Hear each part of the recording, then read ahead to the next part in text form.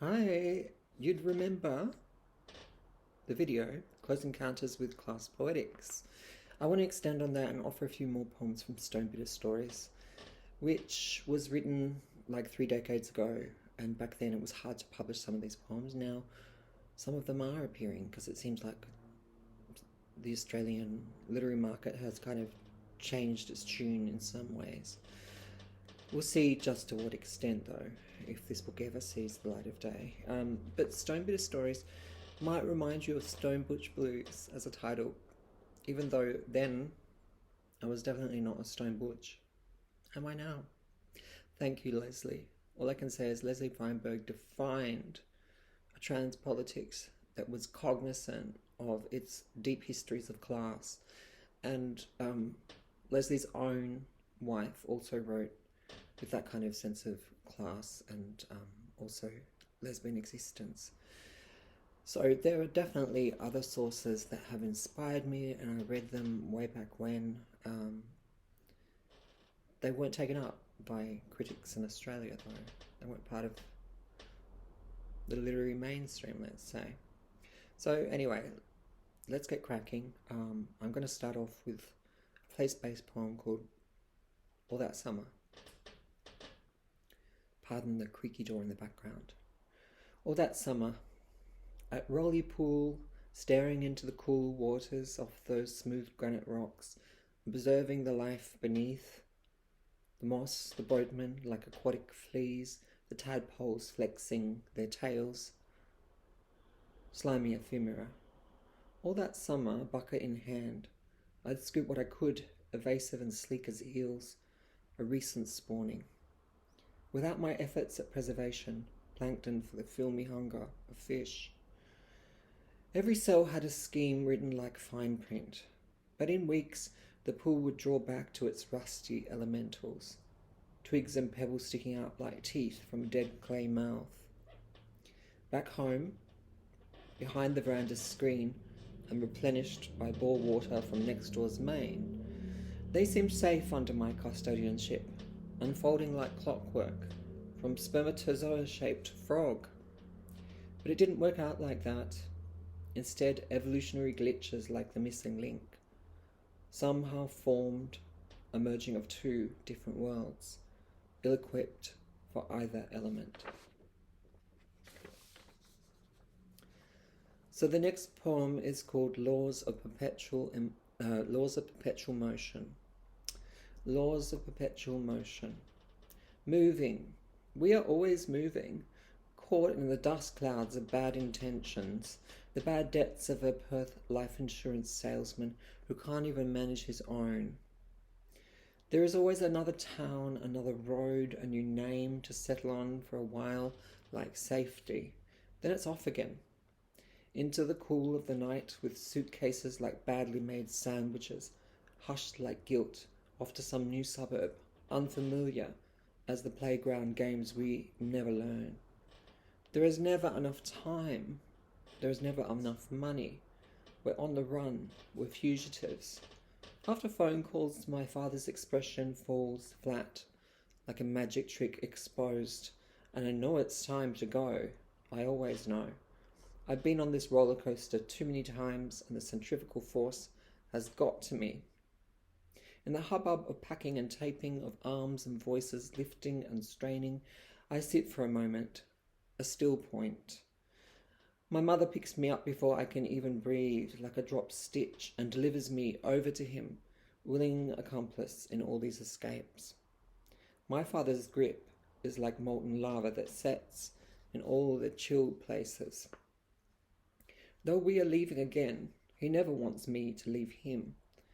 He would keep me forever in his hands, like that old rifle with its awful potential he polishes behind the makeshift bar at every house, subject to his laws of perpetual motion. He makes me promise strange things, I don't know why. If I ever get locked up, you won't desert me, will you? My father the mobster. Or, when I'm old, you'll look after me? His need is as strong and sticky as molasses, and just as dark. Even now, beyond his reach, I'm still subject to that force, as the sea is pulled by the moon in perpetual motion, lost, wandering like the flying Dutchman between coasts, unable to find which way is home.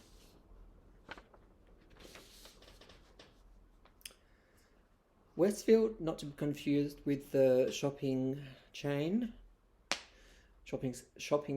centre chain. It's now called Camillo. Very disadvantaged area. I grew up there after my parents split. Westfield. Black kids besieged, running down between the asbestos fences into laneways, disappearing acts. Remember from a small child's body resisting this order? Being bad at sport, hating Mr. Williams with his village people moustache. When Mum and Dad split, we crossed suburbs into Westfield, weakly filled with yellow sand, to fill in the swampland, raised and drained. Houses sprung up like weeds. Fun was cracking the carapaces, throwing wads of wet cement at the window panes. Yet every time it rained, the area filled up and became swamp again. Ancestral memory, repressed body.